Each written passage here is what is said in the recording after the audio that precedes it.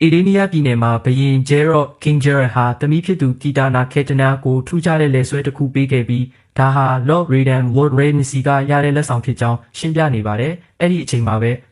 Outworld ရဲ့ Empire ရှင်ရှောက်ခံရောက်ရှိလာပါတယ်။စစ်ပွဲကြီးတစ်ခုလုံးဆင်နွှဲမဲ့အစာနယ်ပယ်တွေရဲ့ကံကြမ္မာကိုတဦးချင်းတိုက်ပွဲတွေနဲ့ပဲဆုံးဖြတ်ဖို့စီရင်စုနဲ့ဖျားကြီးများ Elder Gods ကသတ်မှတ်ထားတာဖြစ်ပါတယ်။အကယ်၍နယ်ပယ်တစ်ခုကပြိုင်ပွဲ30ကြိမ်ဆက်တိုက်နိုင်ရရင်အဲ့ဒီနယ်ပယ်ဟာပြိုင်ဘက်နယ်ပယ်ပေါ်စိုးမိုးအုပ်ချုပ်ခွင့်ရမှာဖြစ်ပါတယ်။အေဒေးနီးယားဟာသူတို့ရဲ့အစွမ်းထက်ဆုံးစစ်တီတော်တွေကိုဆုံးရှုံးထားရတဲ့အတွက်ဂျေရော့ဟာရှောက်ခံကိုရင်ဆိုင်တိုက်ခိုက်ဖို့ကိုယ်တိုင်ရှိထွက်လာခဲ့ပါတယ်။သူတို့နှစ်ဦးဟာအထင်ကြီးစရာကောင်းလောက်တဲ့ကျွမ်းကျင်မှုတွေနဲ့ပြင်းထန်စွာတိုက်ခိုက်ကြပါတယ်။ဂျေရော့ဟာရှောက်ခံရဲ့လက်နက်ကိုရုပ်ထုတစ်ခုထဲမှာညှက်ပိတ်ပစ်ပြီးလက်နက်မဲ့အောင်လုပ်နိုင်ခဲ့ပေမဲ့ရုပ်ထုပြိုကျသွားတဲ့အခါရှောက်ခံကသူ့လက်နက်ကိုချက်ချင်းပြန်ကောက်ယူနိုင်ခဲ့ပါတယ်။ဂျေရော့ကရှောက်ခံကိုဓာတ်နဲ့အကြိမ်နှဲငယ်ထိုးနိုင်ခဲ့ပေမဲ့မလုံလောက်ခဲ့ပါဘူး။ရှောက်ခံဟာဂျဲရော့ရဲ့ဓာတ်ကိုသူ့လက်ချောင်းတွေကြားထဲကနေဆွဲထုတ်ပြီးလက်နက်မဲ့အောင်လှုပ်လိုက်ကသူ့ရဲ့တူကြီးနဲ့ရိုက်တက်လိုက်ပါတော့တယ်။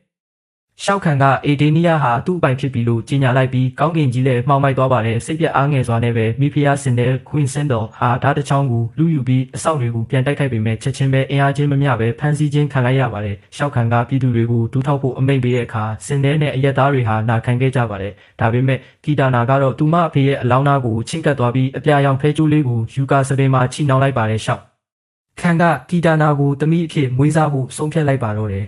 ။အနှစ်20ကြာပြီးနောက်ကီတာနာဟာအခုခါမှာသူမရဲ့တငယ်ချင်းဂျိတ်ဂျဲနဲ့အတူလေ့ကျင့်နေတဲ့အစွမ်းထက်စစ်တီတော်တူဖြစ်နေပါပြီအစပိုင်းမှာဂျိတ်ကအသာစီးရနေပုံပေါ်ပေမဲ့ကီတာနာကသူမရဲ့သပင်ဖဲကျိုးကိုလက်နက်အဖြစ်သုံးပြီးတိုက်ပွဲကိုအနိုင်ယူလိုက်ပါတယ်နန်းတော်ကိုအပြန်လန်းမှာဂျိတ်ကကီတာနာရဲ့တက်တော်ဆောင်ဖြစ်လာခဲ့တဲ့အထိမ်းအမှတ်နှစ်ပတ်လည်နေ့ဖြစ်ကြောင်းပြောခဲ့ပြီးညီမအရင်လိုဆက်ဆံခံရတဲ့အတွက်ကျေးဇူးတင်ကြောင်းပြောပါတယ်ပြီးတော့သူမကကီတာနာကိုရက်တောင်သားသွားနှစ်ချောင်းလက်ဆောင်ပေးခဲ့ပါတယ်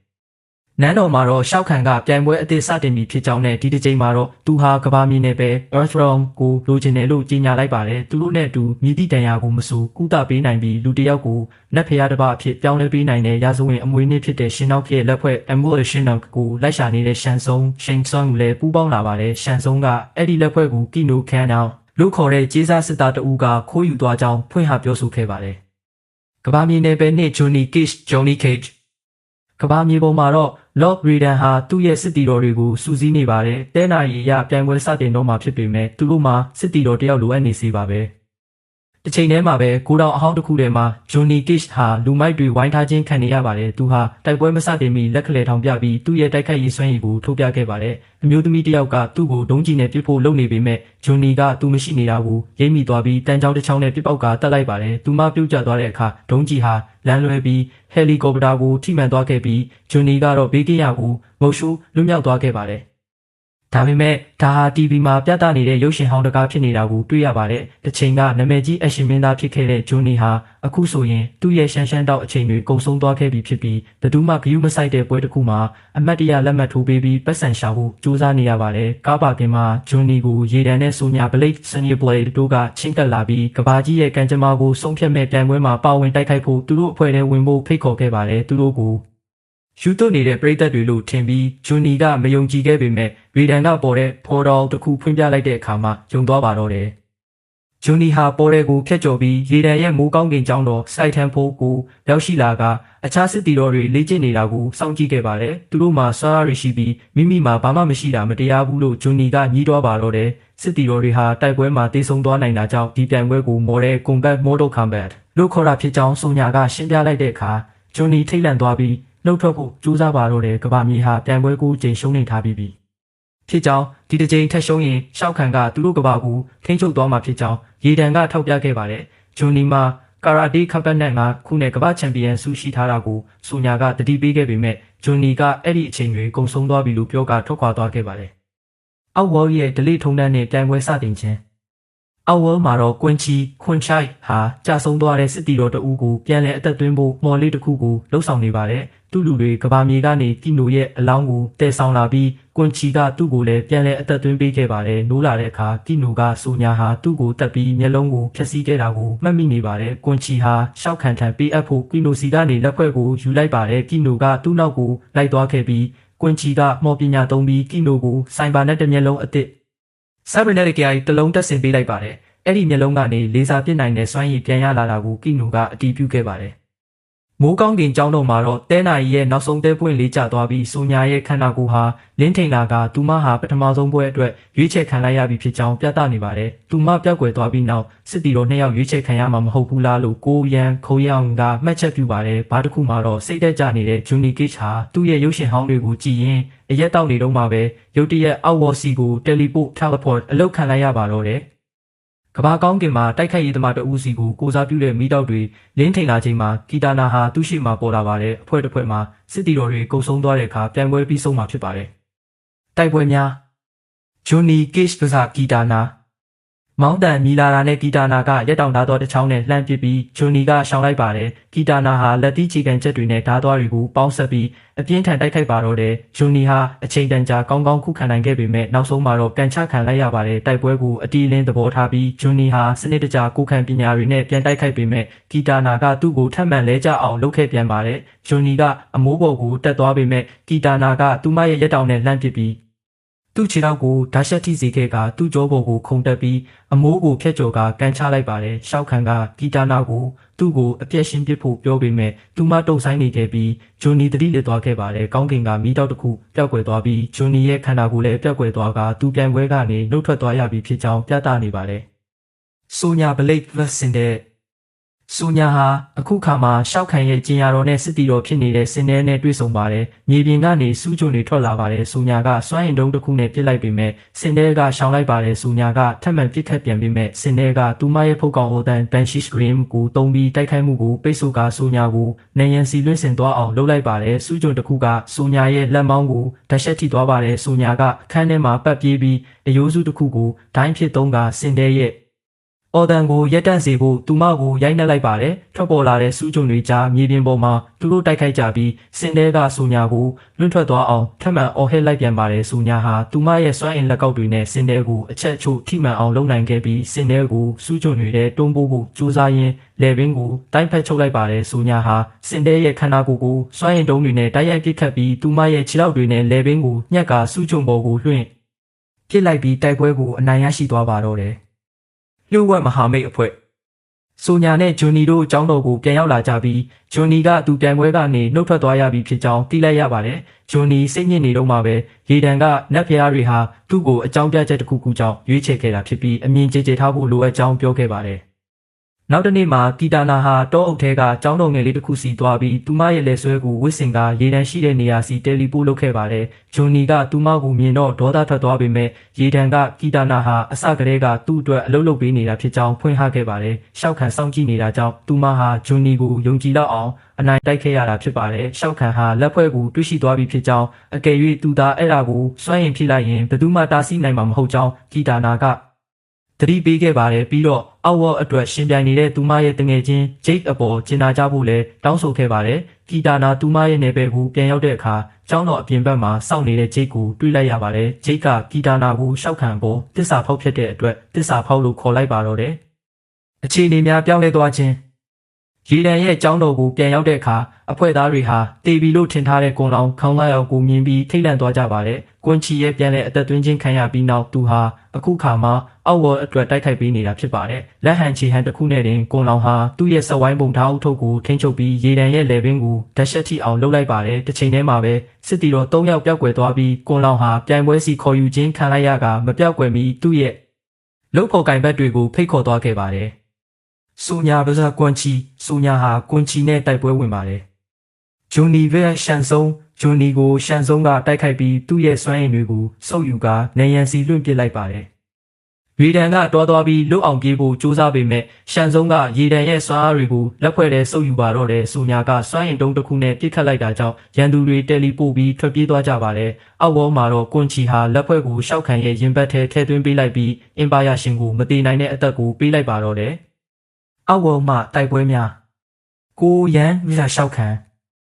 မေလာမြောင်းထဲမှာရှောက်ခံဟာကိုရန်နဲ့တွေ့ဆုံပါတယ်ကိုကတိုက်ခိုက်ပေမဲ့အလွယ်တကူပဲလဲကျသွားပါတယ်ကိုကစွမ်းရည်နှံတစ်ခုနဲ့ပြစ်လိုက်ပေမဲ့ရှောက်ခံရဲ့တူကြီးကိုပဲလွတ်ကျအောင်လုပ်နိုင်ခဲ့ပါတယ်သူတို့အပြန်လန်ရိုက်နှက်ကြပြီးကိုကရှောက်ခံပေါ်စွမ်းရည်နှံတစ်ခုထိမှန်အောင်လုပ်နိုင်ခဲ့ပေမဲ့ဘာတန်ရမှမရခဲ့ပါဘူးကိုကရှောက်ခံရဲ့လေဘင်းကိုဓာတ်ရှက်ထိစေပြီးရင်ဘတ်ကိုထိုးလိုက်ပေမဲ့ဒဏ်ရာတွေဟာချက်ချင်းပဲပြန်လဲကောင်းမွန်သွားပါတယ်ရှောက်ခံဟာကိုသူ့ရဲ့တူကြ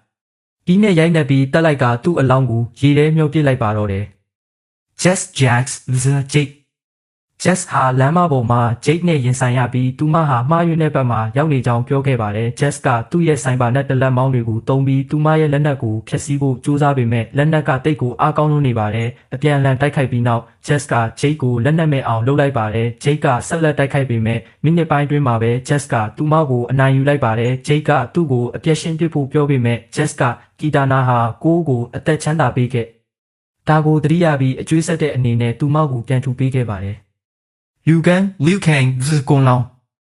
လူကန်ဟာကွန်လောင်နဲ့ရင်ဆိုင်ရပြီးကွန်လောင်ကသူ့ရဲ့အုတ်ထုတ်ဓာတ်နဲ့လှမ်းပစ်ပါတယ်။လူကန်ကအုတ်ထုတ်ကိုလှမ်းပစ်ခတ်ပေမဲ့ရှောင်တိန်ခဲ့ရပါတယ်။လူကန်ဟာကွန်လောင်ရဲ့လက်ချေလှုပ်ရှားမှုတွေနဲ့အုတ်ထုတ်ကိုဂရုတစိုက်ရှောင်ကွင်းပါတယ်တိုက်ခိုက်မှုတွေအပြန်အလှန်လုပ်ပြီးနောက်ကွန်လောင်ကလူကန်ကိုအနိုင်ယူကတိုင်တစ်ခုစီတွန်းပို့ပြီးတပ်ဖို့ပြင်ဆင်ပါတယ်။လူကန်ကသူတို့ရဲ့အတိတ်ကမဟာမိတ်ဖြစ်ခဲ့တာကိုတတိယဖို့တောင်းဆိုပေမဲ့ကွန်လောင်ကတော့သူ့ရဲ့အုတ်ထုတ်ကိုတယ်လီပို့တာဖြစ်သုံးပြီးဆက်လက်တိုက်ခိုက်ပါတဲ့သူတငယ်ချင်းစိတ်ပြောင်းသွားပြီဆိုတာကိုလက်ခံလိုက်ပြီးလူကန်ကအုတ်ထုတ်ကိုမိရှို့လိုက်ပါတယ်။ကွန်လောင်ကအဲ့ဒါကိုဖမ်းယူပြီးမိငိမ့်တက်လိုက်ပါတယ်။လူကန်ဟာသူ့ရဲ့စွမ်းအားတွေကိုခြေထောက်မှာတုံးပြီးကွန်လောင်ရဲ့အုတ်ထုတ်ကိုကျမ်းပြင်ပေါ်မှာညှက်ပိတ်ထားလိုက်ကအသားစီးရသွားပါတယ်။ကွန်လောင်ကနောက်ဆုံးစိတ်ပြက်လက်ပြက်လှုပ်ရှားမှုတစ်ခုလုပ်တဲ့အခါလူကန်ကသူ့လက်တွေကိုဖမ်းဆွဲပြီးသူ့ရဲ့ကိုယ်ပိုင်အုတ်ထုတ်ပေါ်ကိုဆွဲချလိုက်ကတက်ပစ်လိုက်ပါတော့တယ်။ထို့နောက်ရှောက်ခံကလက်ဖွဲ့ကိုချမ်းလောင်အိမ်တစ်ခုထဲမှာထည့်ထားလိုက်ပါတယ်။ကွန်ချီက Sub-Zero ရဲ့အလောင်းကိုတောင်းခံပြီးသူ့ကိုလည်းပြန်လည်အသက်သွင်းပေးခဲ့ပါတယ်။တာကာတန်မဟာမိတ်အဖွဲ့ The Targeted Audience အနိုင်ရတဲ့စစ်တီတော်တွေဟာကျောင်းတော်ကိုပြန်ရောက်လာကြပြီးရေတံအသက်လူနေရတာနဲ့ကိုယ်တည်ဆုံသွားတာကိုသိလိုက်ရပါတယ်။ကီတာနာရောက်လာပြီးရေတံရဲ့စွမ်းအားတွေအားနည်းနေတာကြောင့်ရှောက်ခံရဲ့ပေါ်တဲ့မပိတ်ခင်သူ့ကိုတားဆီးရမယ်လို့တတိပေးပါတယ်။သူမကတာကာတန် Targetedness လို့ခေါ်တဲ့မျိုးဗီဇပြောင်းလဲနေတဲ့စစ်တီတော်လူမျိုးစုတွေတုံးတဲ့မြေအောက်ဥမြင်လိုင်ကောင်းတစ်ခုအကြောင်းပြောပြခဲ့ပါတယ်။ကီတာနာအောက်ဝေါ်ကိုပြန်သွားတဲ့အခါဂျိတ်နဲ့အဆောက်နှစ်ယောက်ကတစ္ဆာဖောက်မှုနဲ့ဖမ်းဆီးခြင်းခံလိုက်ရပါတယ်။ဂျိတ်ကသူမရဲ့ရက်တောင်တွေကိုတင်စီလိုက်ပါတယ်။စစ်တီတော်တွေဟာတာကာတန်ကြီးရွာကိုတွားရောက်ပြီးသူတို့ရဲ့ခေါင်းဆောင်ဘာရက်ကန်နဲ့တွေ့ဆုံကြပါတယ်။လူကန်ကရှောက်ခံဟာတာကာတန်တွေကိုကျွန်းတွေလိုဆက်ဆံနေတာကိုထောက်ပြပြီးသူတို့ရဲ့အကူအညီကိုတောင်းခံပါတယ်။ရှောက်ခံရဲ့စစ်တပ်ကိုရှင်ဖို့စစ်တပ်မရှိဘဲသူတို့မနိုင်နိုင်ဘူးလို့ယုံကြည်တာကြောင့်ဘာရက်ကာကညှင်းပယ်ခဲ့ပါတယ်။လူကန်ကသူ့ကိုတဦးချင်းစိန်ခေါ်ပေမဲ့ဘာရက်ကာကညှင်းဆိုခဲ့ပါတယ်။ဂျွန်နီကစ်ကလူမျိုးစုကိုစော်ကားပြီးဘာရက်ကာကိုလူသူရဲကောင်းလို့ခေါ်လိုက်ပါတယ်။ဘာရက်ကာကလူကန်အစားဂျွန်နီကိုတိုက်ခိုက်ဖို့စိန်ခေါ်မှုကိုလက်ခံလိုက်ပါတော့တယ်။ဂျွန်နီကစ်ဘာရက်ကဟာသူ့ရဲ့လက်မောင်းတွေကနေထွက်လာတဲ့ဓာတ်သွားတွေကိုတုံးပြီးဒုံးကျည်တွေပစ်ခတ်နိုင်ပါတယ်။ဂျွန်နီဟာခုခံဖို့ရုန်းကန်ရပြီးတဲအိမ်တစ်ခုထဲမှာပုံအောင်နေပေမဲ့ဘာရက်ကာကသူ့ကိုရှာတွေ့သွားပါတယ်။ဂျွန်နီကတိုက်ခိုက်မှုတွေကိုပိတ်ဆို့ဖို့ပစ္စည်းတွေကိုတုံးပေမဲ့ဘာရက်ကာကသူ့ကိုအမိုးကိုဖျက်ပြီးလက်သီးနဲ့ထိုးချလိုက်ပါတယ်။ဂျွန်နီမြေပြင်ပေါ်မှာလူလိမ့်နေတုန်းဆိုညာကသူဟာမင်းသားတစ်ယောက်ဖြစ်ရင်မင်းသားလိုတရုပ်ဆောင်ဖို့လိုတယ်လို့ပြောခဲ့ပါတယ်။ဂျွန်နီဟာသူ့ရဲ့စစ်တီတော်စရိုက်ကိုလက်ခံလိုက်ပြီးတိုက်ခိုက်မှုတွေရဲ့အရှိန်နဲ့တိကျမှုကိုမြင့်တင်လိုက်ပါတယ်။စက္ကန့်ပိုင်းတွင်းမှာပဲသူဟာဘာရက်ကာကိုထောင်းပိတ်မိသွားစေပြီးသူ့အာယုံကိုလွှဲကပေါင်ကြားကိုရိုက်နှက်ပြီးတိုက်ပွဲကိုအနိုင်ရရှိသွားပါတော့တယ်။ဂျွန်နီရဲ့စွမ်းရည်ကိုသဘောကျသွားပြီးဘာရက်ကာကကူညီဖို့သဘောတူလိုက်ပါတယ်။အဲ့ဒီညမှာဘာရက်ကာကသူတို့ကိုဥမင်လိုင်ကောင်းစီလမ်းပြပေးခဲ့ပြီး၎င်းဝါကအဆောင်တွေကိုတပ်ပစ်ခဲ့ပေမဲ့တာကာတန်တွေကိုရုံးတော်ထဲဝင်ခွင့်မပြုကြောင်းရှင်းပြခဲ့ပါတယ်။စစ်တီတော်တွေဟာရုံးတော်ထဲကိုတယောက်တည်းဆက်လက်ဝင်ရောက်သွားကြပါတယ်။ရုံးတော်ကိုကျူးကျော်ဝင်ရောက်ခြင်းတလင်ခမ်းမထဲမှာရှောက်ခံကကီတာနာကိုဘလို့စကားပြောအောင်လုပ်ရမလဲဆိုတာစဉ်းစားနေပါတယ်။စင်တဲကိုပြန်လည်အသက်သွင်းပေးခဲ့တဲ့ကွန်ချီကကီတာနာကိုသူမအမေတည်ဆုံးသွားတာကိုအတင်းအကျပ်စောင့်ကြည့်ခိုင်းဖို့အကြံပြုပါတယ်။ကီတာနာကသူမဟာရေတံနဲ့တွေ့ဖို့ကဘာမြေကိုတွားခဲ့တာဖြစ်ပြီးမတွေ့ခဲ့ရကြောင်းပြောဆိုပါတယ်။ရှောက်ခံကကီတာနာကိုစံပြအဖြစ်မြို့ရင်ပြင်မှာတန်ကြိုးနဲ့ချီနှောင်ထားဖို့အမိန့်ပေးလိုက်ပါတယ်။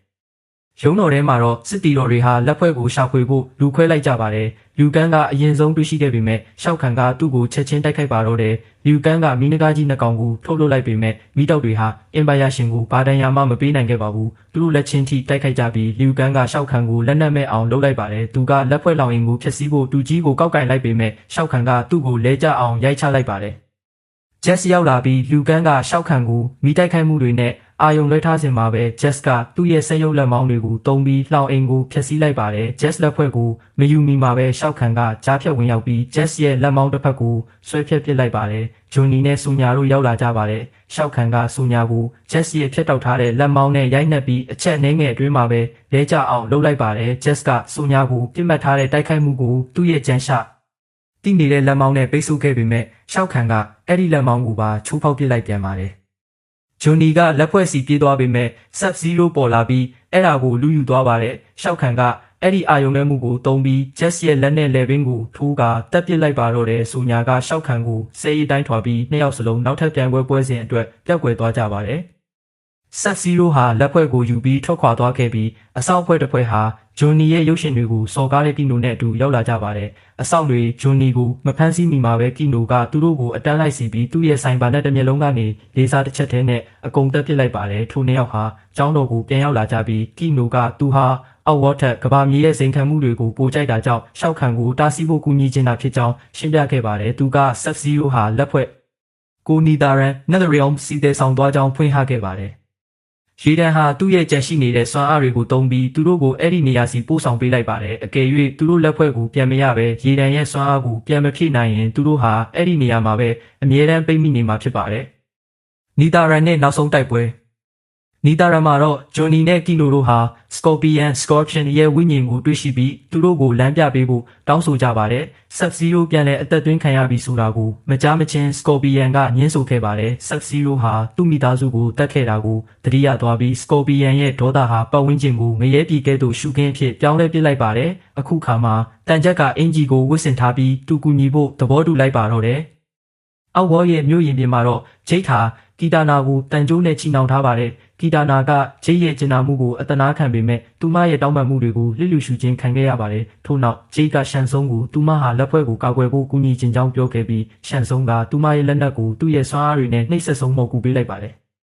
လူကန်နဲ့ဆိုညာတို့ဟာရင်ပြင်မှာကီတာနာကိုရှာတွေ့ကြပါတယ်သူတို့မလှုပ်ရှားမိမှာပဲရှောက်ခံဟာနောက်ဆုံးပြန်ပွဲစဉ်အတွက်ပေါ်လာပါတယ်ဆိုညာနဲ့လူကန်တို့ဟာသူတို့ရဲ့စွမ်းအားတွေကိုပေါက်ဆက်ပြီးသူ့ကိုတိုက်ခိုက်ပေမဲ့ရှောက်ခံကသူတို့ကိုအနိုင်ယူလိုက်ပါတယ်သူကဆိုညာကိုအနိုင်တိုက်ပြီးတပ်ဖို့ပြင်ဆင်နေချိန်မှာပဲလူကန်ကမီးနဲ့တားဆီးလိုက်ပါတယ်နီတာရန်မှာတော့အဖွဲ့သားတွေဟာရိစာပုံတူ Shadow Duplicates တွေဖန်တီးနိုင်တဲ့ Sub-Zero နဲ့တွေ့ဆုံကြပါတယ်ပုံတူတွေဟာဂျွန်နီနဲ့ကီနိုတို့ကိုတိုက်ခိုက်နေစဉ်မှာပဲ Scorpion ကအစစ်မှန်ဖြစ်ပြီးအခက်ပစ္စည်းတွေကိုဖျက်ကျော်နိုင်တဲ့ Sub-Zero ကိုတိုက်ခိုက်ပါတယ်ဂျွန်နီကပုံတူတစ်ခုကိုဖမ်းချုပ်ထားပြီးကီနိုကသူ့ရဲ့လေဆာနဲ့ဖျက်ဆီးခွင့်ပေးလိုက်ပေမဲ့ဒုတိယပုံတူတစ်ခုကကီနိုကိုနောက်ကနေဖမ်းချုပ်လိုက်ပါတယ်ကီနိုကအရေးရဲ့ခပတ်ကိုပြစ်ခတ်လိုက်တာကြောင့်လက်ဖွဲ့ပြုတ်ကျသွားပါတယ်ဂျွန်နီဟာလက်ဖွာချော်ရီတွေထဲမကြခင်ဖမ်းယူဖို့မြေပြင်ပေါ်မှာရှော့တိုက်သွားခဲ့ပါတယ်။ပုံတူဟာ Sub-Zero ရဲ့တိုက်ပွဲစီပြန်သွားပြီးသူတို့ဟာ Scorpion ကိုတိုက်ခိုက်ဖို့ပေါင်းဆက်လိုက်ခွဲထွက်လိုက်လုပ်ကြပါတယ်။အရေးတွေတစ်ခုတည်းဖြစ်ပေါင်းစည်းသွားတဲ့အခါ Scorpion ကသူ့ကိုတန်ကြိုးတွေနဲ့ထိုးပြီးပုံတူကိုဆွဲထုတ်ကာသူ့ရဲ့ဓာတ်နဲ့အပိုင်းပိုင်းလှိဖြက်ပစ်လိုက်ပါတယ်။ Sub-Zero ဟာဂျွန်နီစီကနေလက်ဖွဲ့ကိုပြန်လူဖို့တိုက်ပွဲကနေထွက်ပြေးသွားခဲ့ပါတယ်။သူဂျွန်နီကိုတတ်ဖို့ပြင်ဆင်နေချိန်မှာပဲဂျိတ်ပေါ်လာပါတယ်။ကီတာနာရဲ့စကားတွေကသူမရဲ့စိတ်ကိုပြောင်းလဲစေခဲ့တာဖြစ်ပြီးသူမဟာပိုကောင်းတဲ့လက်နက်ကိုရယူဖို့အတွက်သာတစ္ဆာရှိဟန်ဆောင်ခဲ့တာဖြစ်ပါတယ်။ဂျိတ်ကလက်ဖွဲ့စီကိုစွမ်းအင်တန်းတစ်ခုပစ်လွတ်လိုက်ပါတယ်။ကီနိုကသူ့ရဲ့လေဆာနဲ့ပစ်ခတ်ပြီး Scorpion ကလည်းသူ့ရဲ့မီးမုတ်ထုံမှုနဲ့ပေါင်းဆက်လိုက်ပါတယ်။မိုးကောင်းကင်ကျောင်းတော်မှာတော့ရှန်ဆုံဟာရေဒန်ကိုအပြက်ရှင်းဖို့ချင်းကပ်လာပါတယ်။ရေဒန်ကဂျွန်နီရဲ့စိတ်ထဲကိုစကလန်ပြောပြီးသူ့ရဲ့စွမ်းအားတွေကိုနှိုးဆွပေးလိုက်ပါတယ်။ဂျွန်နီကစွမ်းအင်ပြေဝတဲ့ကန်ချက်တစ်ခုကိုပေးလိုက်ပြီးအဖွဲ့သားတွေဟာလက်ဖွဲ့ကိုအောင်မြင်စွာဖျက်ဆီးနိုင်ခဲ့ကြပါတယ်။ရေဒန်ရဲ့စွမ်းအားတွေဟာရှန်ဆုံရဲ့တိုက်ခိုက်မှုကိုပိတ်ဆို့ဖို့အချိန်မီပြန်လည်ရောက်ရှိလာပါတော့တယ်။ရှောက်ခံကြဆုံးခြင်းမြို့ရင်ပြင်မှာတော့ကီတာနာဟာရှောက်ခံကိုသူမရဲ့ရက်တောင်တွေနဲ့တိုက်ခိုက်ပါတယ်။သူ့ရဲ့ဒဏ်ရာတွေဟာပြန်မကောင်းလာတော့ပဲသူတွေးထွက်နေတာကိုမြင်ပြီးထိတ်လန့်သွားပါတယ်။ကီတာနာကသူ့ကိုလက်နက်မဲ့အောင်လှုပ်လိုက်ပြီးအချိန်များစွာထိုးနှက်ကလက်ဘင်းကိုမထိုးမီသူမရဲ့လက်ပတ်နေတဲ့ရက်တောင်တွေနဲ့သူ့မျက်နှာကိုလှီးဖြတ်ပစ်လိုက်ပါတယ်။ရှောက်ခံကသူမရဲ့လက်ဘင်းကိုဖမ်းဆွဲပြီးသူမအဖေလိုပဲအားနေတဲ့သူလို့ခေါ်လိုက်ပါတယ်။ကီတာနာကသူမရဲ့ဖဲကြိုးကိုယူပြီးရှောက်ခံရဲ့လက်ဘင်းမှာပတ်ကသူ့ရဲ့ helmet အုတ်ထုပ်ကိုချွတ်လိုက်ပါတယ်သူမဟာသူမရဲ့ရက်တောင်တွေကိုသူ့ဦးကောင်းခွန်ကိုဆန့်ကျင်ပြီးလေပတ်စီကသူ့ကိုတက်ပစ်လိုက်ပါတော့တယ်ပြိုင်ပွဲပြီးဆုံးသွားခဲ့ပြီးအေဒီနီယာလည်းလွတ်မြောက်သွားခဲ့ပါပြီလူအုပ်ကြီးကကီတာနာကိုသူတို့ရဲ့ဘရင်မအသစ်အဖြစ်ကြီးညာကြပါတယ်နောက်ပိုင်းမှာကီတာနာဟာသူမရဲ့လက်ရဘက်မှာဂျိတ်ရှိနေလျက်ပလင်ပေါ်မှာထိုင်နေပါတယ်ကဘာမြေပေါ်မှာတော့ဂျွန်နီဟာဒီဇယ်လန်ကိုတာကာတန်တွေကိုပြန်ပြောပြနေတော့မှပဲရေဒန်နဲ့စစ်တီတော်တွေရဲ့ကြားဖြတ်ခြင်းကိုခံလိုက်ရပါတယ်ကီနိုကကွင်ချီကိုဖမ်းဆီးထားနိုင်ခဲ့ပြီးအဖွဲ့သားတွေဟာတိုက်ပွဲတွေအတွင်းသူတို့ဆုံးရှုံးခဲ့ရတဲ့စစ်တီတော်အားလုံးကိုပြန်လည်အသက်သွင်းဖို့အတွက်သူ့ကိုအသုံးပြုဖို့စီစဉ်နေကြပါတော့တယ်